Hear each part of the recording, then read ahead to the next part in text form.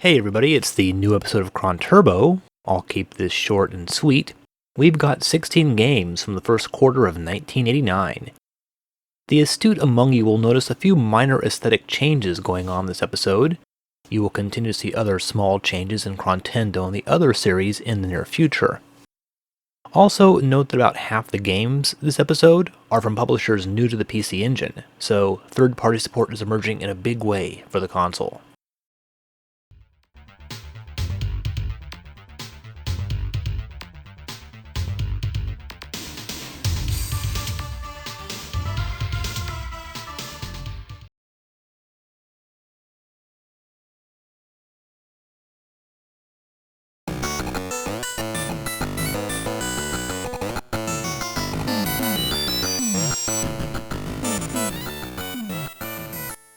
God, that music is so funky. The first PC Engine game of 1989, Vigilante. The skinheads have taken Madonna hostage, a line that Sega's Vigilante for the Master System completely screwed up. And we saw that version in Chrontendo 6. It was a terrible port and very frustrating to play.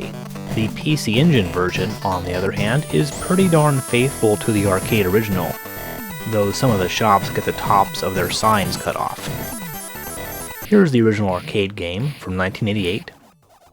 The sprites are pretty darn similar in size and appearance to the PC Engine ones. So the game is pretty simple. You just punch and kick everyone who gets in the way of your constant rightward motion. Vigilante is basically in the style of Irem's earlier Kung Fu Master, aka Spartan X. Enemies tend to rush at you from both sides, and you often need to rapidly turn around and alternately attack groups of enemies from both the left and the right. Occasionally you can find a weapon. Well, there's only one here, nunchucks. And then there's like special enemies that will appear and take a few extra hits or use a more powerful attack. Like this guy. He shoots at you, which will drain a huge chunk of your life bar. So you should actually just duck and walk away from him. The first boss is just some random fat bearded dude. This was back when big beards might indicate a tough guy rather than a sensitive folky hipster. Now if you still have the nunchucks, this guy goes down real easy. Just corner him and hit him over and over and over again in the gut until he expires. If you sort of press him against the van, you'll get a quicker kill. And now poor Madonna is being taken to the junkyard. Do all these beat-em-ups ever explain why these guys are kidnapping your girlfriend? I mean, why would they kidnap the girlfriend of the toughest guy in town? It's like asking for trouble. Of course, maybe they're going after your girlfriend to prevent you from breaking up their criminal enterprises. If so, these gangs are terrible bluffers. They never harm your girlfriend, even after you've gone on a gang member beating up rampage. You think they would like send you a finger in the mail or something to let you know they're serious. Level 3 starts getting trickier, these guys on motorcycles. You need to perform a jumping kick, which doesn't always seem to work. Still, there are some nice parallax scrolling on display here, though this bridge you're crossing seems geographically impossible. You see Manhattan in the background, including the Twin Towers. Is this the Verrazano-Narrows Bridge? Are you headed out of Staten Island? The boss is a lot tougher than the other two, as you can't just spam him with one tap over and over again. Vigilante is a pretty short game, only 5 levels, and this is level 4. As an arcade conversion, it's pretty good. I mean, not like R-type good, and Vigilante feels old-fashioned compared to the wave of post-Double Dragon beat-em-ups coming out, but still the overall result is pretty decent.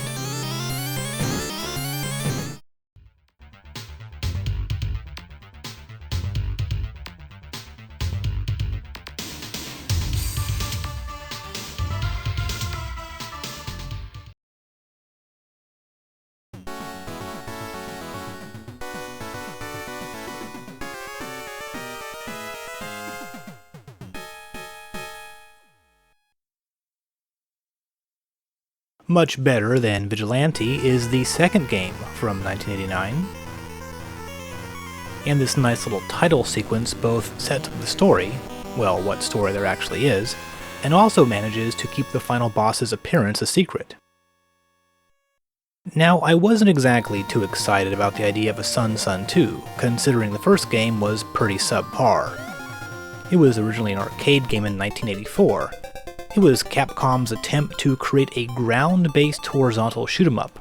You know, we sometimes see ground-based vertical shoot-'em-ups, but horizontal ones are quite rare. The Famicom SonSon, ported by Micronix, appeared in Chrontendo 7. It was a horrible mess. But SonSon II, an original game for the PC Engine, turns out to be quite a nice surprise. It's a well-crafted platformer, which reminds me a lot of Wonder Boy and Monsterland. You run around killing enemies and picking up the money that they drop. Zennies is the name of the currency. You encounter these shops here and there. SonSon II does have a cruel streak, however. See the thing that looks like the red fist? It destroys walls. And you really need to buy that. We'll see why later. Each level is divided into several smaller areas, separated by doors. Again, very much like Wonder Boy and Monsterland. You only have one regular attack, your staff, which is generally pretty effective. Aside from collecting money, you'll need to find the key somewhere in the level. The game doesn't surprise you with boss battles, you actually get a warning before you enter the door leading to the boss. So you're never unprepared, hopefully. And this is where the key is used. SonSon II is a Japanese-only release, but we do have an English translation by one Sergeant Bohack. As you see, your character is Son Goku, and yes, SonSon is yet another game based on the Chinese novel Journey to the West. It's way better than Super Monkey Daiboken, though. The boss battles are definitely an improvement on those in Wonder Boy and Monsterland. The bosses in Sega's games were pretty repetitive, but here there is definitely a bit more variety. This first guy is pretty easy. When you defeat him, he unleashes a huge amount of money. Not sure why money is represented by fruit in this game, and again, the fruit angle might kind of remind you of the first Wonder Boy game. You also get some bonus cash based on how well you did in the level. Now I keep comparing this to the Wonder Boy series, but it does have a more direct antecedent. A Capcom 1987 arcade game called Black Tiger, or in Japan, Black Dragon. Black Tiger was exactly the opposite of SonSon in terms of mood. It was a dark, violent sword and sorcery game, but the mechanics were pretty much identical to SonSon II. Certain graphics, like the pottery that you can shatter, even some of the enemies were used in both games. According to Kevin Gifford of Magweasel, the advertisements for SonSon II explicitly referred to it as a cutesy variation on Black Tiger. SonSon II has 7 levels, and each level is reasonably long. Some of the individual sections are pretty big and may require a bit of exploration. The underground cave level has some areas that are pretty big vertically, and you may need to jump around and find the keys and shops. Now one very important thing to do is to find all the staff upgrades. The first one can be found here, but only if you purchase the item that allows you to punch through walls. That was back in the very first level, the red fist thing. And actually I don't think there are any shops after that very first one that sells it. So you literally had to buy it at the first shop, or otherwise you can't get the first upgrade. Though the upgrades are costly and get more expensive later in the game, they're pretty important, and there are a total of 6 upgrades. Now the bosses do repeat throughout the game, but there is definitely some variety. Now if you collected the cloud item on this level, you can summon a cloud here, which will make this guy much more manageable. It's almost like a little shoot-'em-up battle. You might need to do a bit of grinding in SonSon II, just like in Keith Courage. For example, early in level 3 you can buy the second weapon extension, but it costs 3,000 zenny. I don't have enough, and I could actually use some health refills as well. SonSon II stands halfway between 2 generations of console platformers. It looks better than the 8-bit Famicom games we've been seeing. Everything is more colorful, the levels are pretty big vertically, you need to travel up and down quite a bit, and it still remains on the same vertically scrolling screen. Yet it doesn't completely break the rules of 8-bit platforming the way later games like Sonic the Hedgehog would. There's nothing too surprising in SonSon II. Still, compared to the first SonSon game, it's pretty amazing.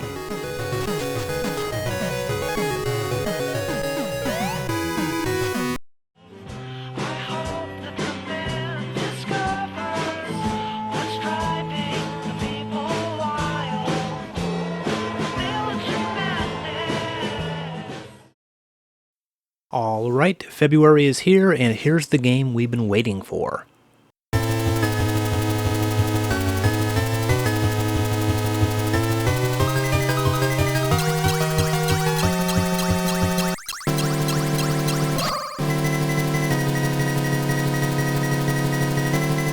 Nectaris, or as it was called in the US, Military Madness, the classic military simulation game from Hudson. We start off with a pretty decent intro. In the far-flung 21st century, lots of people have moved to the moon due to its vast resources. I didn't really know the moon had much worth going after. I thought it was just mostly boring rock, but what do I know? Oh, and the bad guys are the Axis powers. How ironic. However, in the original Japanese version, they were called the Gaichi, which might be a corruption of Geizig, or greedy in German. These Japanese military games just love throwing in German words for some reason. So the story involves a prison break and an atomic superweapon aimed at Earth. And you've got to rescue all the prisoners and stop the Axis powers, one level at a time. Whoa, an in-game manual? Now that is something special. One thing that makes Military Madness stand out from so many other similar games is that everything you need to know is in the actual game itself. You can actually lose the manual and still do fine. This includes general instructions as well as detailed info on each type of unit. It's a very nice touch that wasn't seen much back then. Military Madness works roughly like most of the other warfare simulation games. You and the computer take turns moving your units around and attacking. It's really not that much different than Daisen Yaku or Nintendo's Famicom Wars. Now in Chrontendo, it seems like whenever we've seen any of these games, I've always said, well, yeah, this is okay, but it's no Military Madness. Now that Military Madness is actually here, well, I'll let you know, playing this game is not going to cure cancer or make the blind see, but it is in my opinion the best game of this sort that we've seen so far. I'm sure you know how this works. You move your units around and kill all the other guys. The early levels are pretty short and easy. You have one more tank than the CPU in the first level, and you can wipe out the other guys pretty quickly. Gradually things ramp up in difficulty, more units are introduced, and it gets quite challenging. Just like so many other similar games, battles are fought automatically through brief animated cutscenes. In this game, they're pretty short, so they never bog down the game. You win by either destroying all the enemy units or capturing their bases, as I've managed to do here. At the end of each level you even get like a little graph showing you the breakdown of what happened during that level. Here's another nice touch. Between levels you see your progress mapped out on the surface of the moon. This sort of ties the game together so it's not just a series of unconnected levels. So what makes Military Madness better than all those other military simulation games? Well, it's pretty deep, for one. Several factors figure into your unit's strength. The terrain, for example, which is standard, but also there's a surround effect, how many friendly units are in spaces next to yours. This has a huge effect. Also experience. As your units survive battles, they gain rank and become more powerful. You can gain more units by capturing factories, though as usual, only certain types of infantry can capture factories or prisons. Now there's a lot of stats and info to take in, but the game does an excellent job of presenting it. It clearly shows how terrain and other factors affect each unit's strengths. Each square shows a percentage based on the type of terrain. The guide button will give you detailed info on any unit. It tells you how many units each side has, and really the organization of data here is excellent. Which is good because there's a lot of info. Whereas Famicom Wars had 16 types of units, Military Madness has 23 types total, which can be broken down into infantry, tanks, aircraft, anti-aircraft, artillery, transports, and the highly mobile moon buggy. Each has its own attack, defense, and movement stats. And there's sort of like a rock, paper, scissors-like set of strengths and weaknesses. The game even looks pretty good. It uses hexagonal spaces, but keeps the field uncluttered because the spaces only appear while you're actually getting ready to move your units. And you need to keep track of all this info because the game gets quite hard as you progress. Later levels often put you at a severe disadvantage in terms of units. There are 16 levels on normal difficulty, then 16 harder levels, and of course there's a password save system. There are a handful of classic Turbografx games that define the system's early years: R-Type, Alien Crush, Dungeon Explorer, and of course Military Madness. It had one of the longest lifespans of a Turbografx game. It received ports to US computers, Japanese computers, the PlayStation, the Game Boy, the iPhone. It is one of the best games from Hudson, so if you've never played it, by all means, give it a try.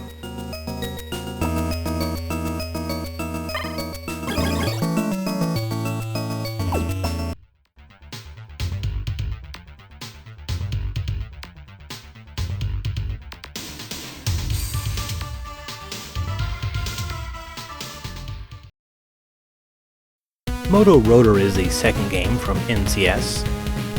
Listen to these fantastic percussion sounds.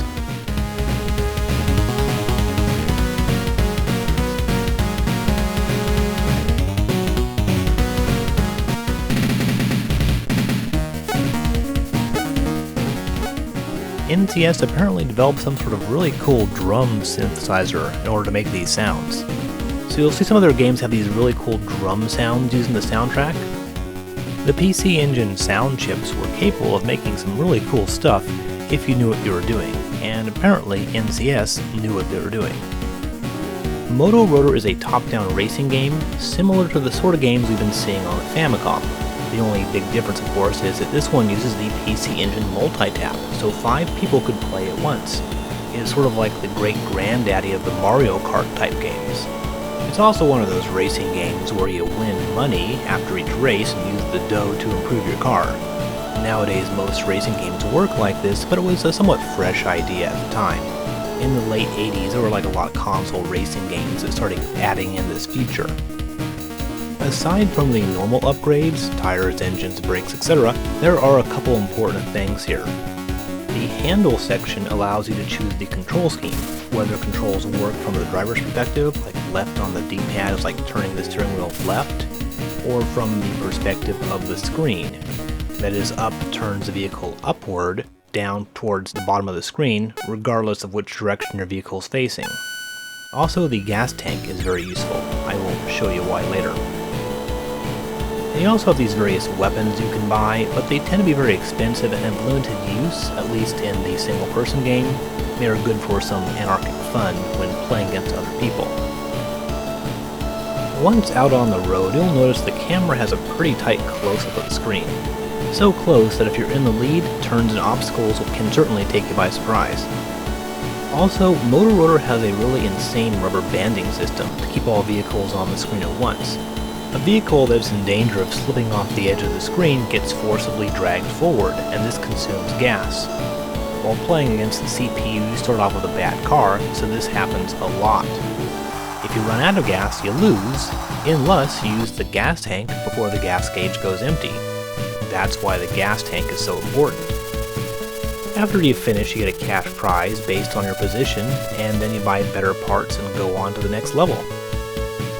Moto Racer is not half bad as far as top-down racing games go.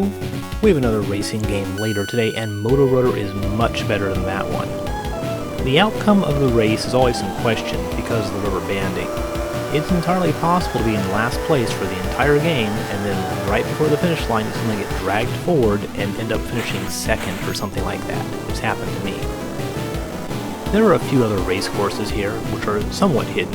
You have to access them through like a secret command in the menu. The suburbs one is really brutal, tons of twists and turns and obstacles. And it's quite long as well. Anyway, while Moto Racer is not bad, it was really designed for the multiplayer. Playing against the CPU is not really worth it, but still, it's a decent game.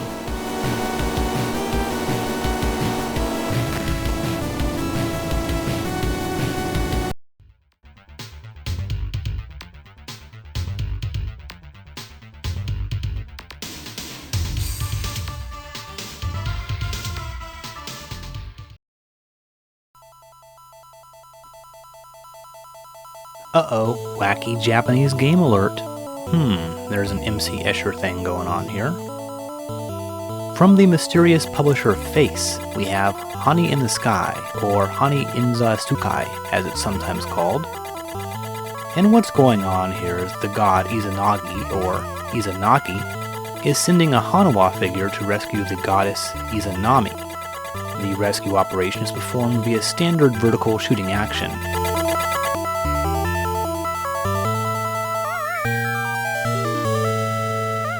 So, what exactly is a Hanawa figure? Well, these are terracotta figures that were used for ceremonial purposes in old-time Japan. Nowadays, they're mostly depicted like this, with big empty eyes and blank features. They often turn up in Japanese pop culture, like video games. Vertical shoot-em-ups were a dime a dozen back in the late 80s, but Hanii in the Sky has one critical difference.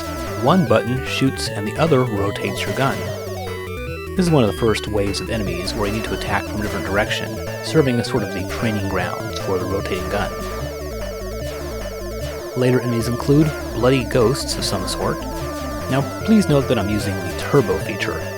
Officially licensed turbo controllers were available for the PC Engine by 1988, and games like Hanii in the Sky are almost impossible without them. Now you do have a number of weapons and items you can buy. You get points for killing enemies, and you can spin them in this mini shop. This is the first boss, by the way. Just use the rotating weapon to sort of attack him from whatever direction he happens to be coming at you from. It's actually quite easy. Aside from the weapons, you have a few other items you can buy. The most important is health refills. Yes, you actually have to buy health in this game, 1 bar at a time. Need to use your health potion to actually refill your health bar. It's a somewhat clunky 2-step process. Now these dragons are pretty cool, though they do seem sort of ripped off from a similar segmented creature in R-Type. Every level or so you get another upgrade for your weapon. Here I have the dual shot option. This gives you 2 guns separated at a 180-degree angle, so you can take out enemies from both directions at once. In these underground levels, you actually need to find the right path through the level, otherwise you'll just keep going in circles. This boss is sort of like a big version of those segmented dragons. And the PC Engine really shows off its power here.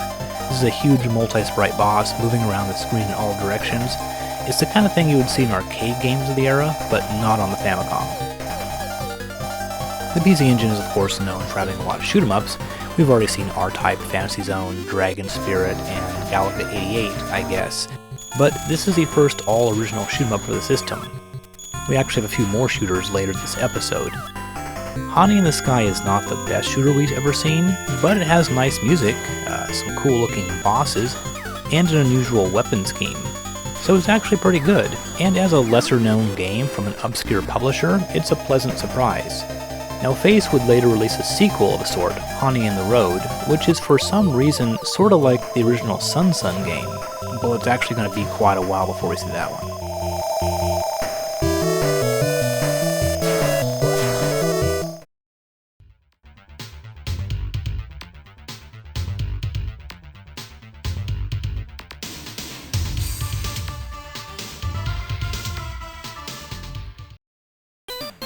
We are going to start off March with the first PC Engine game from Vita East. This music is so relaxing.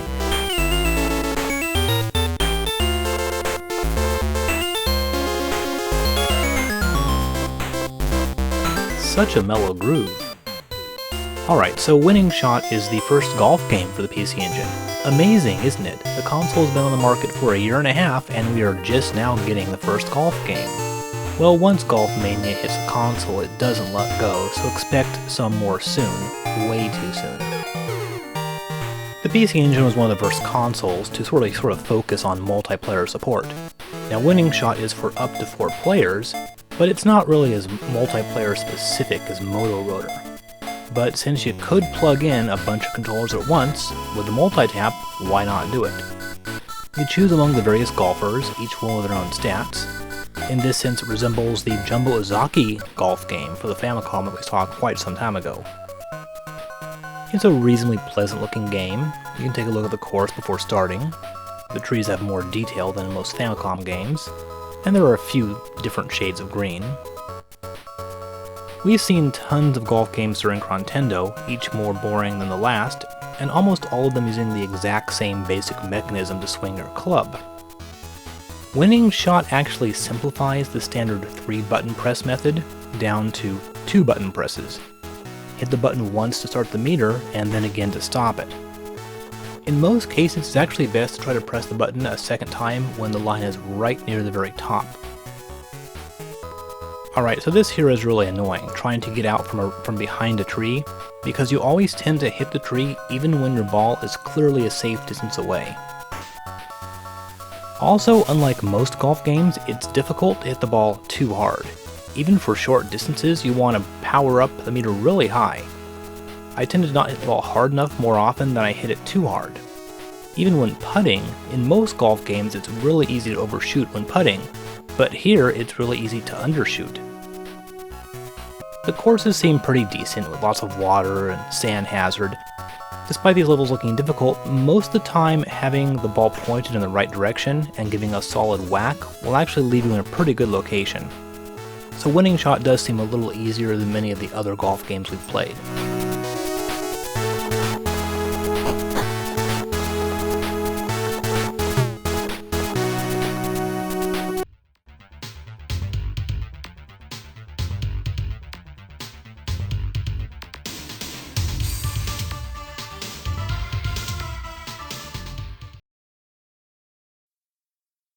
Our big game this episode is, of course, Dungeon Explorer from Hudson and Atlas.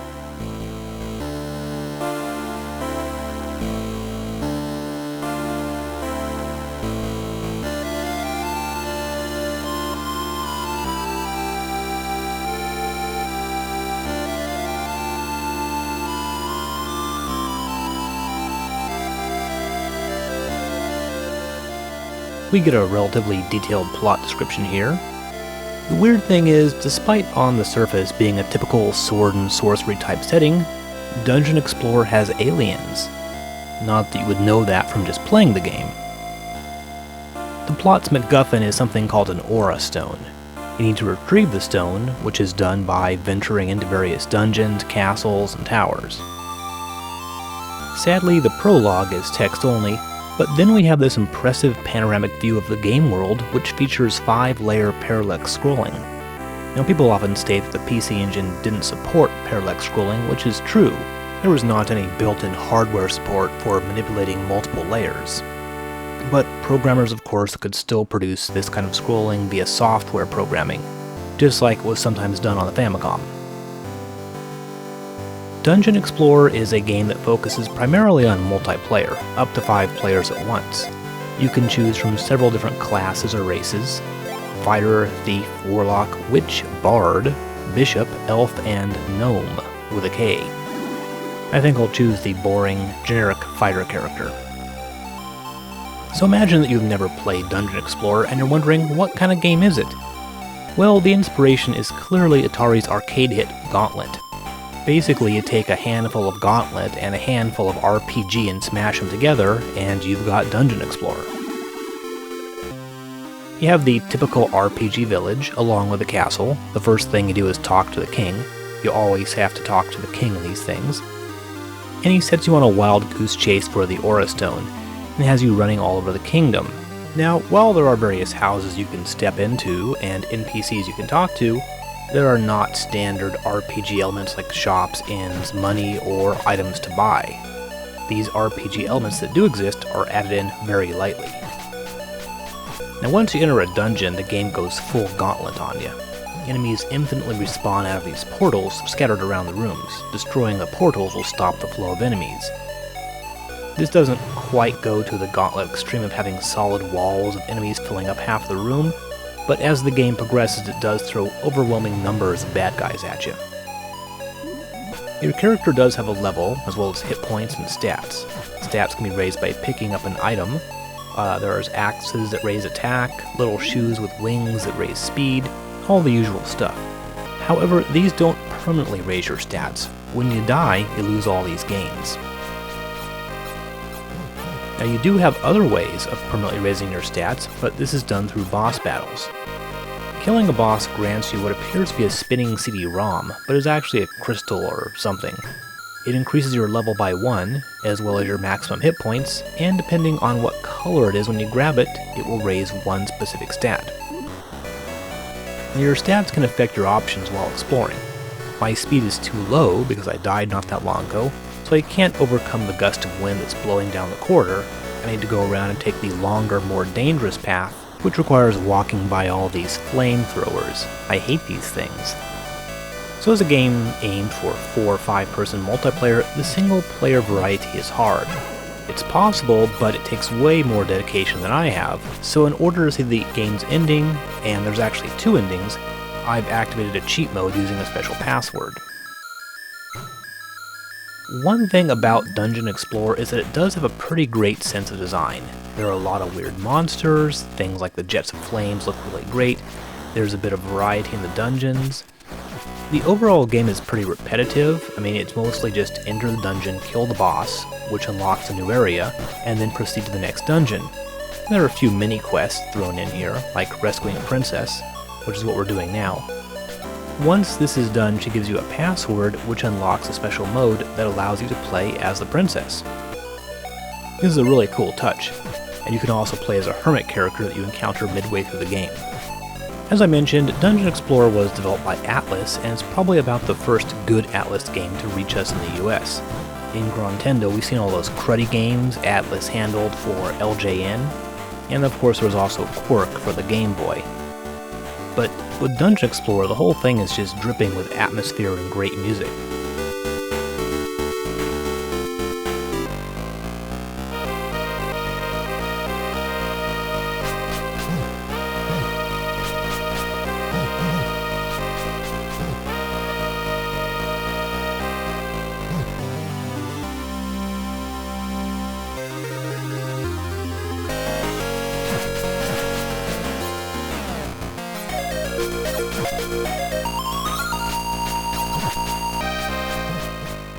Alright, here's the fake final boss, this dragon thing that guards the Aura Stone.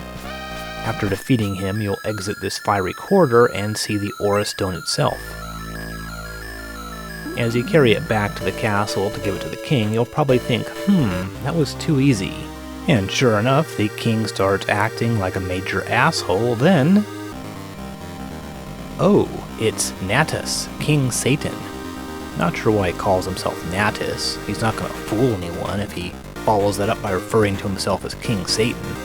Now at this point you're supposed to travel to the final castle and battle King Natus, but if you're playing with the cheat on, which allows you to go through solid objects, you can do this instead.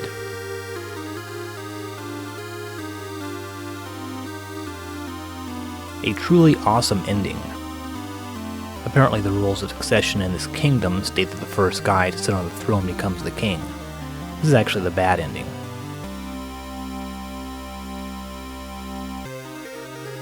To get the good ending, you need to go back down and track Natus and defeat him. I love the flying eyeballs.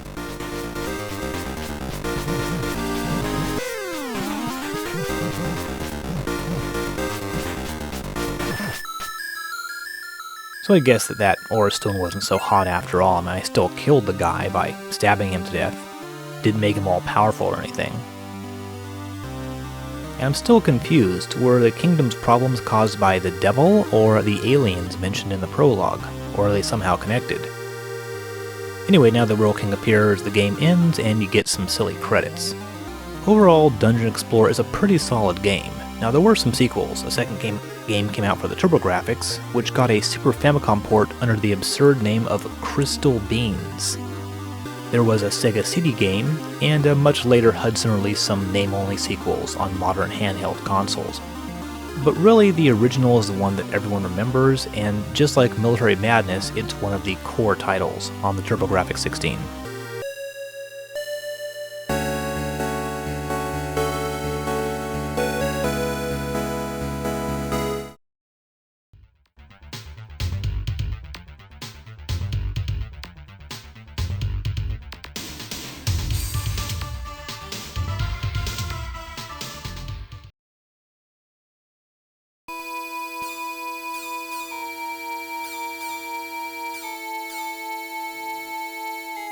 Here's the first PC Engine game from Sunsoft, Outlive, or maybe it's Outlive. Outlive is not just any game, but an RPG, though one that resembles a Japanese computer RPG more than Dragon Quest-style console RPG. Here we have the science fiction setting and the first-person viewpoint that we tend to associate with a certain style of RPG that turned up on the PC-88 MSX computers in the mid to late 80s. So once we get going here, we're going to start by buying some equipment. There's a gun shop, and an item shop, and a mechanic. And you are given a little bit of very basic plot here. But Outlive really sort of takes its cues from games like Wizardry or Deep Dungeon. The entire game world outside of the dungeon is basically just a menu with a few different options. There's no villages or overworld or that sort of thing. Now once we're done with the rather meager offerings at the shops, it's time to hop into our FW, or mech suit, and start the action. Now I'll admit, Outlive is not the most sophisticated RPG there is, the graphics are pretty minimal in some ways, but there is a definite sense of visual flair going on. You view everything from inside the cockpit of your mech. It's actually pretty spacious looking. The dark corridors are illuminated by those softly glowing lights, which I think looks pretty cool. Really, the minimal approach works pretty well here. It looks better than all those stone walls we've been seeing in so many Wizardry clones on the Famicom. Naturally, we have random battles, which are turn-based and handled through menus. There are no surprises there. Though there is a nice touch, you can see your gun firing when you attack. So I foolishly neglected to buy any healing items at the shop before setting out, so I quickly got lost in the dungeon and my health slowly dwindled down to nothing. As you can imagine, it's hard to find your way around. The dungeons are just a series of identical corridors. Well, occasionally they change colors, but this is pretty much the entire game. You make your way through the dungeons, gain experience and money, occasionally spending money on equipment and items. It's certainly not the most original RPG we've ever seen, but it looks pretty cool.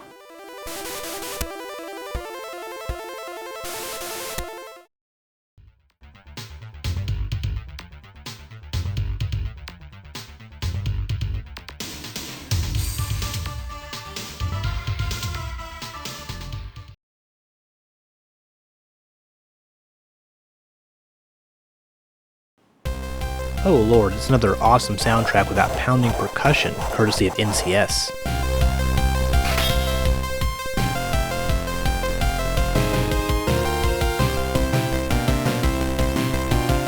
This could totally be the riff from some 80s synthpop song. For all I know, it was.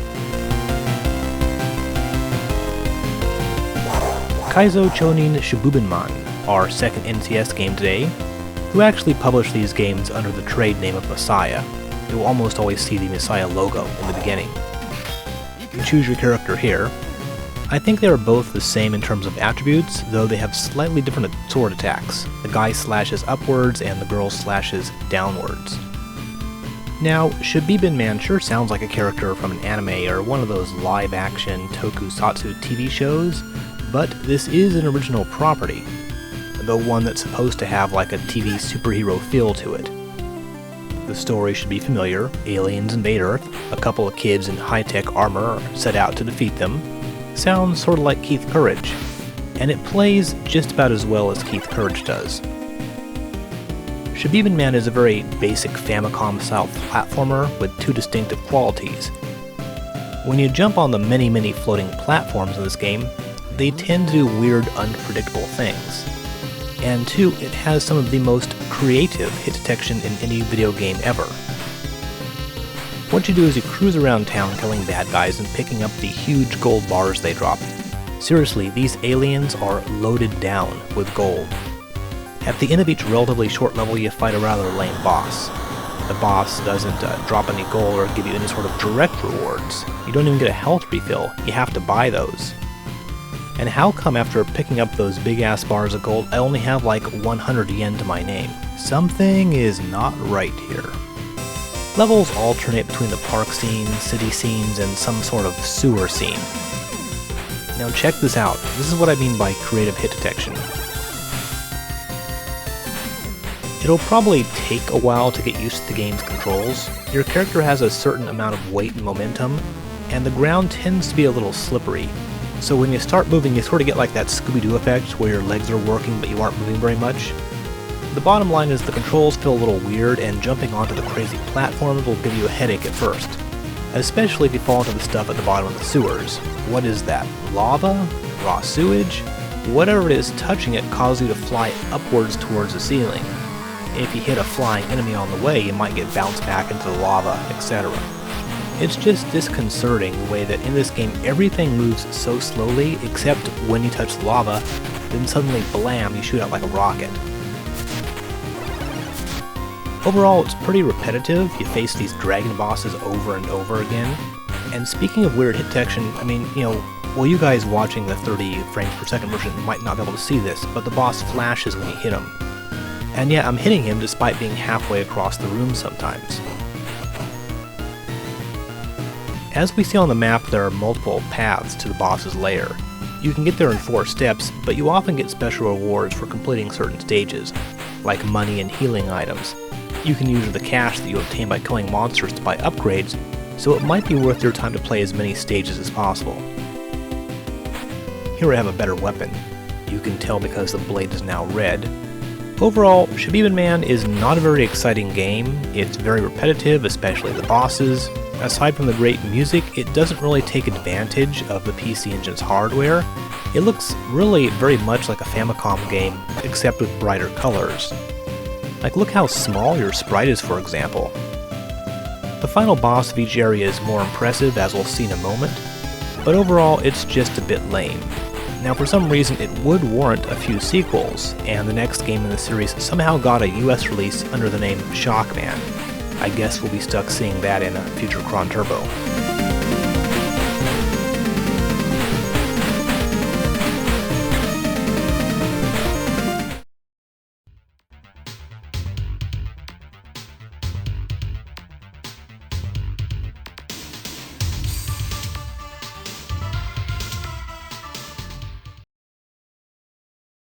We've got some more shoot-'em-ups here, such as P47, another game from ICOM.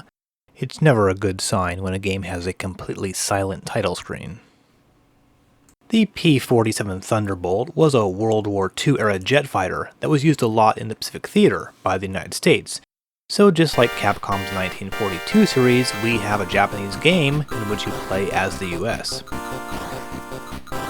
Finally, some music. Now, you've probably never heard of P-47 the Phantom Fighter, but it was a 1988 game from Jalico. The intro here at least makes it clear that you're killing Nazis, not Japanese. It was a very unexceptional horizontal shooter, which sort of resembled Konami titles such as Gradius, at least in the game mechanics. Nothing very special, but it had decent parallax scrolling and big loud sound effects. The home version is not quite as impressive. The foreground is reduced to a few houses and tanks rolling along the ground. The music is okay, but the sound effects don't convey the same feeling of death and destruction as the arcade game. Now, as a game, P-47 is very simple. You fly around and shoot planes, sometimes a power-up will be dropped that gives you a secondary weapon. These greatly resemble those from Gradius. You have missiles, bombs, etc. And these are often used by hitting the second button. As far as I can tell, you can't really increase the power of either your main weapon or the special weapon, and really you shouldn't expect any cool weapons at all in this game. Bosses are just bigger planes from what I saw, and oh look, I'm bombing a church. I bet Nintendo of America wouldn't have allowed this. I can't figure out how to kill this guy, or even if you can kill him. Shooting him doesn't even seem to cause him to flash or anything to indicate that you're doing damage. I dropped tons of bombs on him, but nothing happened. Eventually he just flew away. Not sure if I won the battle or not. And then the next level. Sure, the background looks pretty, but the bullets are all yellow, and the enemy projectiles tend to blend into the background. Not really a good idea. Really, P-47 is not so much terrible as it is boring. It's a totally generic horizontal shoot-'em-up in which nothing exciting or different happens. Basically, there's nothing cool in this game that makes you go, whoa. There are a few tense moments, like all these rockets coming at you, but really, there's nothing special about P-47.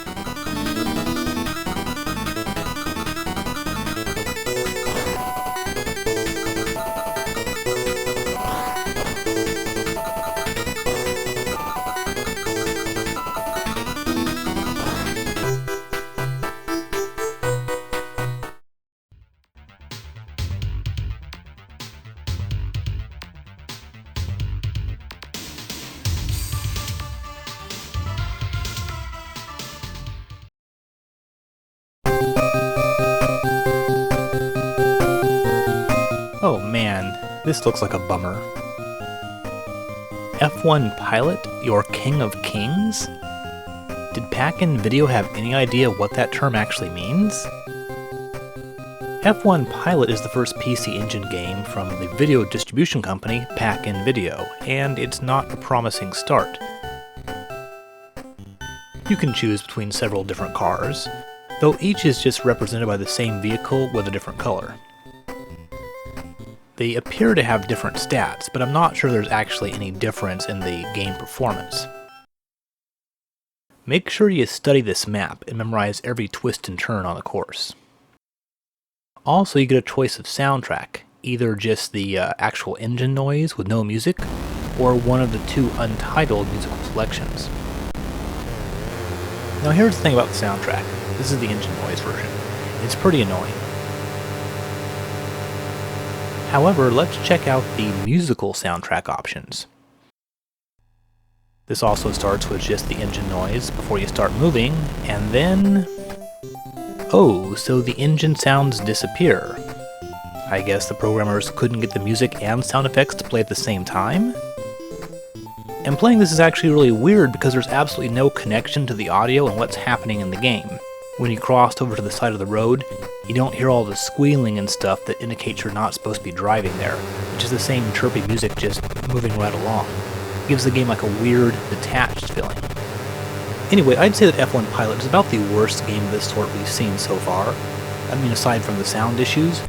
You might notice it doesn't give you a map of the track during the race, nor does it give you any kind of warnings before the curves in the road.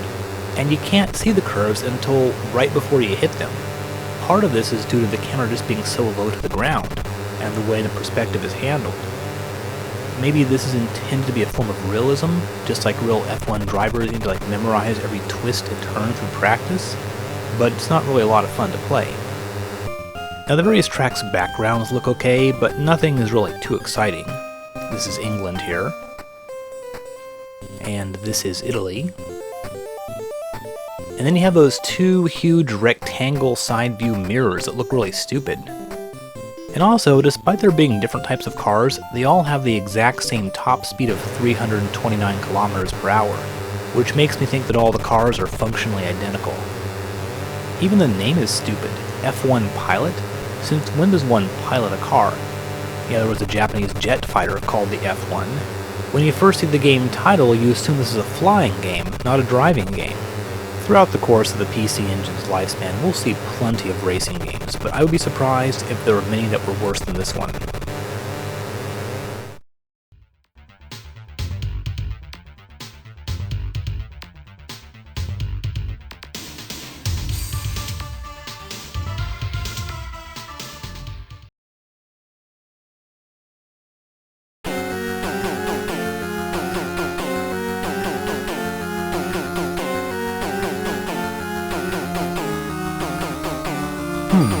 That is some annoying music.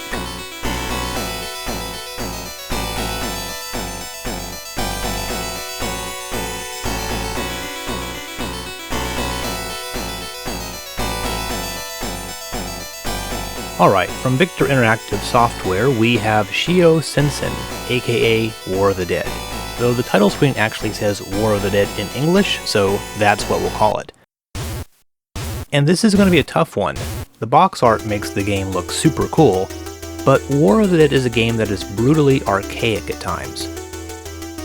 This is seen at the very beginning when you enter the church and talk to the NPCs. Walking up to them activates the dialogue, but pressing a button does not advance the text.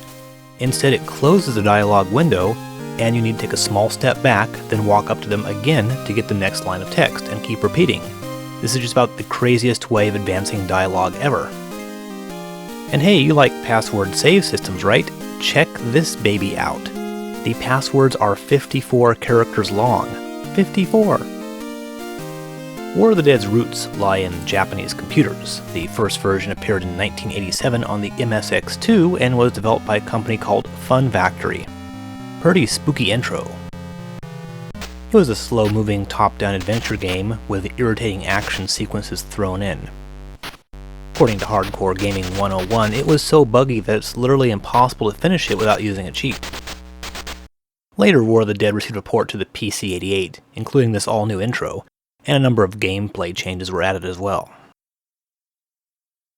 The PC Engine version has the advantage of nice bright colors, but the action sequences are still just hair-pulling. These guys take like 100 stabs to kill, and it can kill you in a couple hits. and to make matters worse, multiple monsters attack you at once. Great. So what sort of game is War of the Dead? Well, it's an action RPG-ish, vaguely Zelda-type game. You walk around on this huge overworld, which is actually supposed to represent just one town, apparently, just a very spread-out town, and you will occasionally encounter random battles. The sudden transition from top-down exploration to side-view battles has led many to compare this to Zelda 2, which was also released in 1987. Though where many of Zelda 2's random battles were mostly useless, at least the monsters in this game drop experience, health, and sometimes ammo. Ammo is quite limited, and your guns are almost completely worthless against many monsters. It's easier to run away from most fights. This has led some to label War of the Dead as like the first survival horror game. It does have a bit of a cult following, and is supposedly a fascinating game. But, I don't know, playing it I get the same feeling I get as watching a Bela Tarr movie. I'm told it's important, and good for you, and I should appreciate it, but I just don't get it.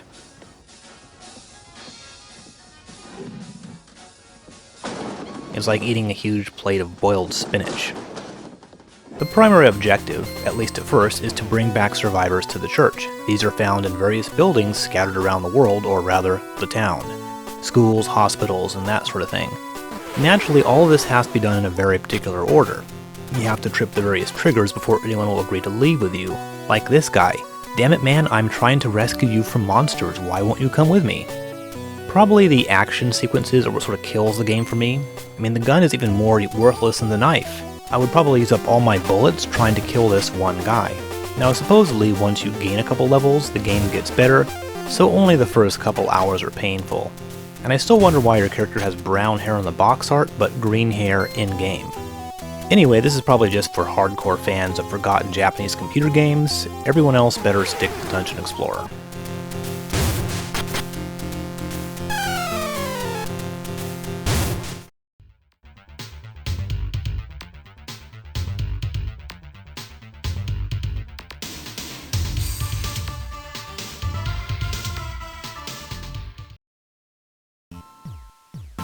Okay, it's game number 3 from NCS today, aka Messiah, though this game doesn't actually show the Messiah logo. There's some nice bass in that tune. Once again, the music is the main thing that Ganbare Golf Boys has going for it.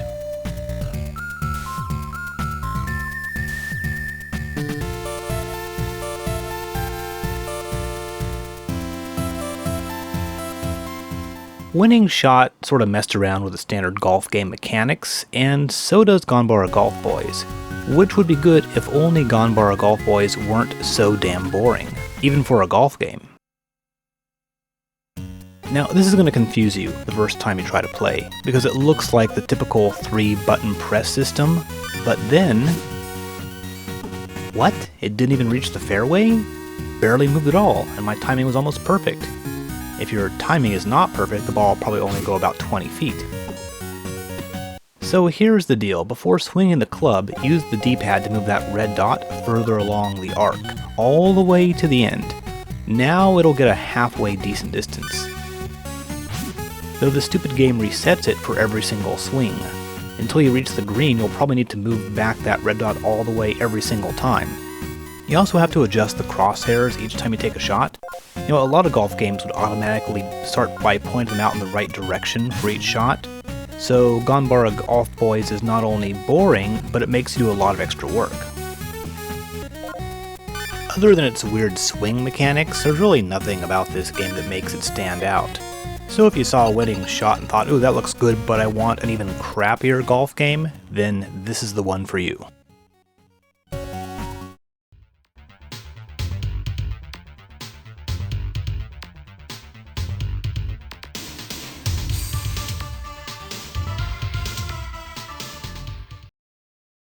We've reached the last day of March 1989, and we have Deep Blue from Pack-In Video. This received a US release from NEC.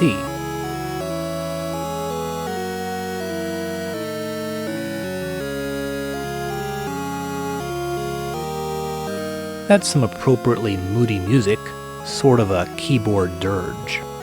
Now we just saw one mediocre horizontal shoot 'em up, and now we have another. Deep Blue is a little more interesting than P47. It actually has an underwater theme. You might recall an old Famicom game from Irem called Scoon that was sort of similar, and there also was, of course, Taito's Darius series. In Deep Blue you control an angelfish, or actually I think it's a ship, shaped like a fish. That's what the cover art seems to indicate. I'm not sure why you would design a ship to look like a fish. Maybe you're trying to fool the inhabitants of the ocean into thinking that your heavily armed submarine is actually just a harmless little angelfish. Obviously it didn't work because all the fish are attacking you. Or maybe the other sea creatures aren't even trying to attack you. Maybe they're just swimming around and you're in their way. At least in the first level they don't really act aggressively, so much as there are just so damn many of them you keep bumping into them. From what I can tell, the internet doesn't really like Deep Blue, and I don't really like it either. Part of the problem is there doesn't really resemble a traditional shooter, and that wouldn't normally be a problem, except that if Deep Blue is going to remove most of the elements that make shooters enjoyable, it should replace them with something else equally enjoyable, which it doesn't do. Deep Blue's main gimmick is regenerating health. Notice the color of your fish's eye. It starts out blue, then as you get hit it turns green, and finally red, and then you die. Now when you're not shooting your weapon, your health slowly regenerates. It's a good idea, and nowadays many first-person shooters use a similar idea. So the regenerating health is the one thing that Deep Blue brings to the table that's a little original, aside from the aquatic theme. Well, what's missing? Just about everything you would normally want in a shooter, such as interesting enemies, cool weapons, detailed backgrounds, big explosions, and of course some sense of accomplishment that occurs when your little ship single-handedly defeats an entire army. Here it's more like, hooray, I survived a fish stampede. You're just trying to move around your slow, bulky ship and try to avoid the constant onrush of schools of fish. When your health is good, you should try to fire off as many shots as possible with your pea shooter, which is, along with the one in P47, one of the most pathetic pea shooters in video game history. It's weak, it fires slowly, and since so many enemies move in like a sine wave-like pattern, it's really easy to miss everything. Enemies mostly move too quickly to apply much strategy. It's more about firing blindly and hoping that they hit something.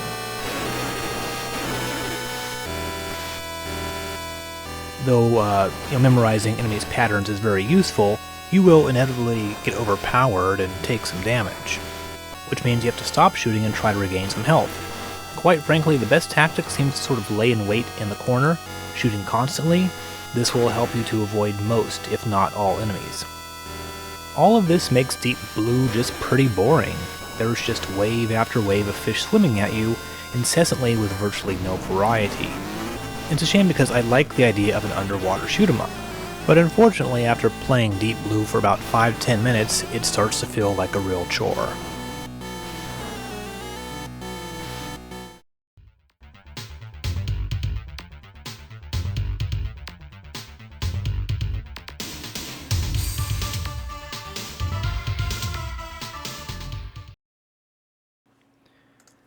Another major arcade company makes its PC Engine debut, Taito, with Kyoku Tiger, a port of the Toplin-Velp arcade game.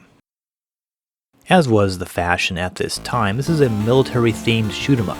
In this case, you fly a helicopter. I'm not even sure what the story of Kyoku Tiger is. I assume there's some sort of war going on, but Toplin doesn't really give us even the faintest hint of plot in this game. It works just like the classic shooters of the late 80s and early 90s. One button fires your main weapon, which can hit both air and surface enemies. The other button drops a bomb, which does a huge amount of damage to everything within its blast radius. Special enemies such as the large helicopter here drop power-ups. These increase the effectiveness of your main weapon. Kyoku Tiger originally saw light of day in arcades in 1987. Well, it didn't literally see the light of day. Arcades were dark, seedy places. In the US it was called Twin Cobra. It was the second game in Toplin's Tiger series, the first being Tiger Heli, which received an NES port a while back. The Japanese titles both use the word Tiger, which shows the connection between the two games. Unlike Tiger Heli, which was released in the US on the NES by Acclaim, there never was a Turbografx 16 Twin Cobra. This is a Japanese-only release, though a Genesis port did come out in the US a little bit later. It looks and sounds good. Certainly it's light years beyond the Famicom Tiger Heli, though one thing I've noticed is that the PC Engine version is quite a bit easier. There's a couple reasons for this. Less enemies on screen at once, for one. Also, your helicopter can move faster in the home version. In the arcade game, you were so darn sluggish. Maybe this was done to make up for the fact that there's no two-player option. Also, enemies seem to fire off far fewer projectiles on the home game. Regardless of this, it's still reasonably fun. Another enemy dropped item is an icon that will switch your weapon depending on the color of the item. Here I have the 4-way shot. It's been powered up quite a bit. Oh yeah, and the bomb effect is pretty cool. You will need to pick up extra bombs from time to time. But really, the best weapon in my opinion is the Contra-esque spread shot. If you get this thing powered up, you will basically be death on wings. Here's a boss, a large tank. The spread shot will actually allow you to hit him from the sides and avoid some of his projectiles. He catches fire as he takes damage, and once he explodes, he leaves a crater in the ground, which is a cool detail. While the game is pretty straightforward, there is a hidden weapon option. By using the select button when picking up this particular weapon, it'll give your shots a homing missile type function. It's pretty cool, I suppose, but I actually like the spread shot better. But while this is a really good port, I don't think it really stands up to the best shoot-'em-ups for the system. I mean, it isn't exactly Toplin's best game. The enemies all seem a little generic. It's pretty repetitive compared to something like R-Type. Seems like every PC Engine shooter so far gets negatively compared to R-Type by me. Anyway, it's a pretty decent first offering from Taito, but I'd categorize it as a good, not great game.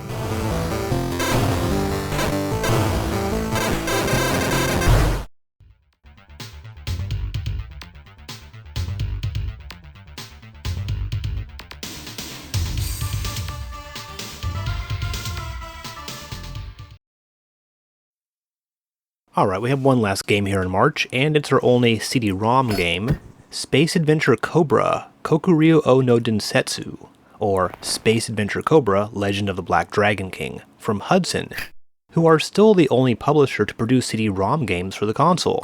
Just like Noriko, Cobra takes advantage of the CD format to reproduce perfect human speech. 左腕にサイコガンを持つ男。正統派の海賊さ。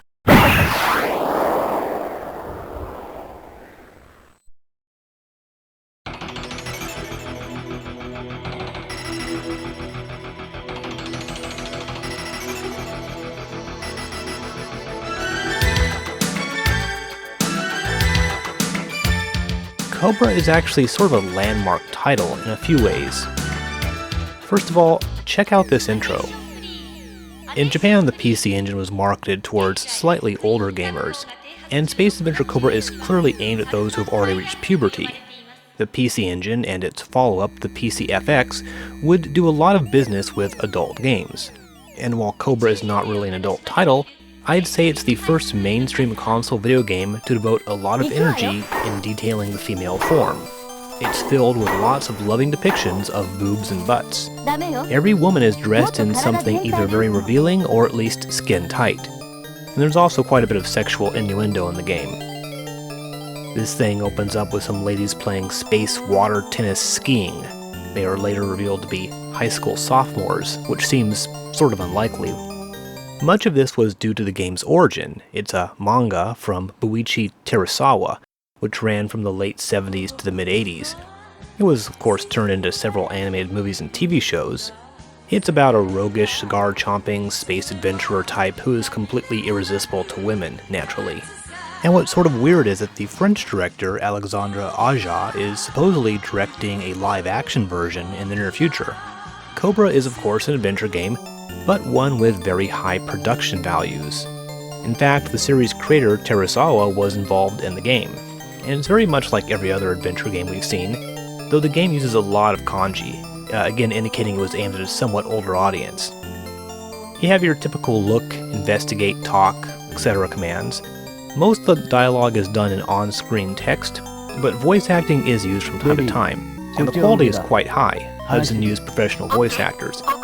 Unfortunately, this tradition would not carry over to most English localizations on the Turbografx 16, which are noted for having tons of games with really terrible voice work. Someone in mind. Let me handle this. Is it over? He's entrusted me with the task. So you'll ask him then? The only person who could possibly fight the Force Project is Alright, so you wander around looking around and talking to people and sort of try to suss out the plot. Performing the right commands will unlock more menu options, and then of course you need to perform those actions in the correct order in order to move the story forward. Right here I'm talking to those supposed high school sophomores in a bar. The plot seems to revolve around this alien artifact which Cobra wants to steal. He's also being followed by some mysterious figure. From what I understand, the game is reasonably long for an adventure game of this time, and it must have been successful since the sequel came out a bit later, which has even got an English release on the Sega CD. When we compare this to the previous 3 CD-ROM games, which were Fighting Street, Noriko, and that Kokuryuuou disc, which wasn't even really a game, we can see just how impressive Space Adventure Cobra is. Of course, unless you're very good at reading Japanese, this game is really not going to be able to be fully appreciated by you, but we can definitely see how it is sort of a groundbreaking title in the world of console adventure games.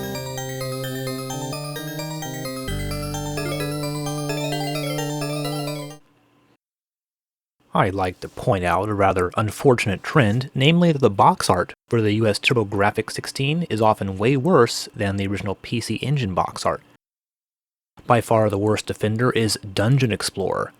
The Japanese cover was okay, not too exciting, kind of classy I guess, and then this. Why?